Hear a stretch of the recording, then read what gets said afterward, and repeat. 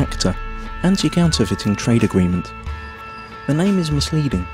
The original idea of ACTA is to internationally protect intellectual property. It's supposed to help prevent product and trademark counterfeiting, like fake copies of expensive goods, misusing trademarks, like using a well-known car brand on tampons, for example making General Motors tampons. It will safeguard research investments in development of products, e.g. medical patents or pharmaceutical products. It's also supposed to support artists and journalists and allow them to produce higher quality work and internationally harmonised copyright laws.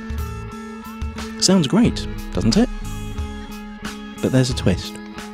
The Oxford English Dictionary defines a counterfeit as, quote, a fraudulent imitation of something else. But when a file is copied on the internet, it is exactly the same as the original, not an imitation, and it is not stolen since the original is not removed. The information is simply being shared free of charge, so counterfeiting has nothing to do with it. Let us explain. Intellectual property is never really defined within ACTA. It could mean trademarks, or it could mean any idea or information which later could be copyrighted, restricted and criminalised. This will have a tremendous effect on the internet as we know it. The actual ACTA text covers a huge range of topics and is very complex and hard to grasp, so we will explain what happens on the internet in a hypothetical real-world analogy. Imagine paying for a cookery course. During this course you learn how to cook some really tasty fried chicken. Then you return home and teach the recipe to your wife.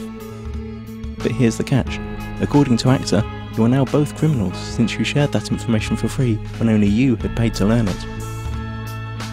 The ACTA regulations are clear. When you're suspected of sharing copyrighted information, depending on the country you live in, then your access to any kind of courses will be blocked, you will be fined or sent directly to prison. But surely no one would find out that you'd shared the knowledge of the secret fried chicken in private at home. And you're right. Under current law, no one would. But ACTA deals with this through excessive surveillance. All your communication will be monitored, and not only yours. Your family, your friends will all be observed, just in case. But you don't need privacy, civil rights or liberties, because you have nothing to hide, do you? Now that you know the principle, let's see how it will be applied on the internet when ACTA comes into effect. You can imagine your internet connection like a conveyor belt running in two directions. Along the conveyor belt, packets of data are coming in and going out of your computer. Under ACTA, ISPs, the company you pay for access to the internet, will be forced to open up and inspect every single data package you send or receive to look for copyrighted information. Send or receive copyrighted info several times and you could be disconnected from the internet or face criminal charges.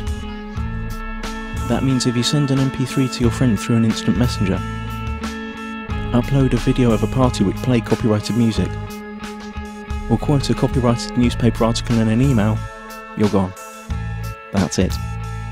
As if that wasn't enough, the information about the news article you sent via email will be sent to the publisher, and based on their claims you could be fined or sent to prison.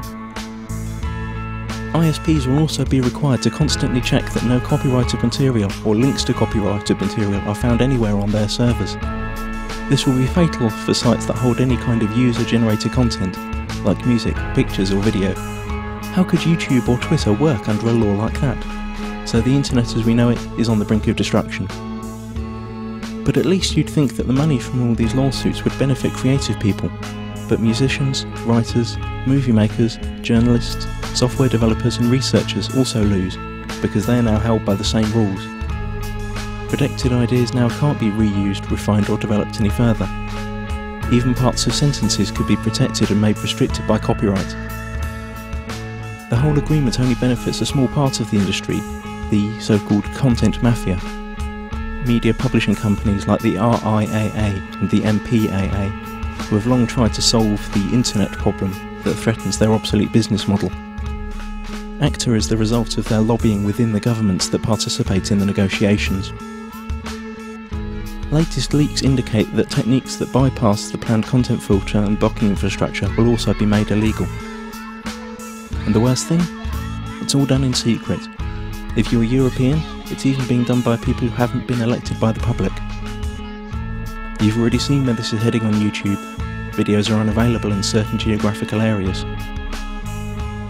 This obsessive copy protection is also a great tool for information suppression.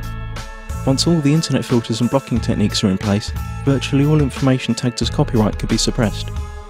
Maybe your critical blog or Twitter account, or the video you made about rigged elections and environmental catastrophes, or even the pictures of your kittens. Okay, maybe not your kittens. Not unless you painted a Coca-Cola logo onto their fur. This all sounds unbelievable for everyone who's had even a small glimpse of how the net works. But remember, those who work on the agreement might not have any clue what the internet is about. And once the treaty is signed, their rules will have to be implemented.